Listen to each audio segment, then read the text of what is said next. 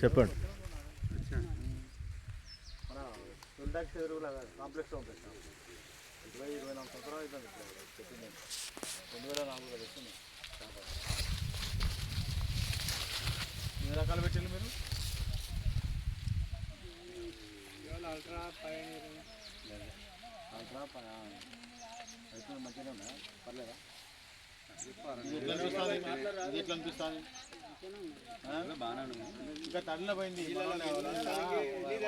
తల్లలో పోయింది దగ్గర కూడా ఇదే వెరైటీ. మనము లాస్ట్ ఇయర్ వాస్తవంగా అక్కడక్కడ ఇది ట్రయల్స్ చేసాము. పోయినసారి మనం ఈ డిస్ట్రిబ్యూషన్ తీసుకున్నాం కానీ అన్ని ఏరియాలలో ఇప్పుడు పడ్డది ఇది. వేరే రకాల దగ్గర కూడా చాలా బాగున్నది. అంటే నీళ్ళు పర్ఫెక్ట్ ఉన్న దగ్గర ఇంతకన్నా రెస్పాన్స్ బాగున్నది. ఇప్పుడు 2 తల్లు తక్కువ ఉంటేనే ఇట్లా ఉన్నది అంటే ఇంకా పర్ఫెక్ట్. ఇంకా 2 తల్లు ఇస్తే ఇంకా రెస్పాన్స్ అనేది ఇంకా బాగుంటుంది. ఇప్పుడు మీరు చూడండి, ఒక సాలుకు వచ్చేసి 38 నుంచి 42 గింజలు ఉన్నాయి. ఈ వరుసలు వచ్చేసి 16 వరుసలు, మినిమం 16 నుంచి 18 వరుసలు. ఒక్కొక్క కాడ 18 ఉన్నాయి. మ్యాక్సిమం 90% వచ్చేసి 16 వరుసలు ఉంటాయి. అంటే 16 వరుసలు ఉండి 40 గింజలు ఉంటే నా అనుభవం ప్రకారం 40 క్వింటాల్లో పక్కా వస్తుంది అనేది మీకు అంటే నేను చూసిన అనుభవం ప్రకారం చెప్తున్నా.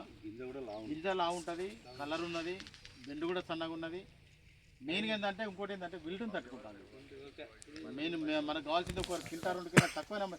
ఈ రోజుల్లో మా దగ్గర రైతులు చాలా మంది వచ్చే ఉంటారు. అంతే సైడు ఒక 2 క్వింటాలు తక్కువ వచ్చిన మధ్య విల్టు రావద్దు, రోమ్ రావద్దు అనేది కోరుకుంటారు. సో అట్లాంటి వెరైటీలు మన దగ్గర ఇది ఉన్నది. ఇంకో రకాలు కూడా ఉన్నాయి.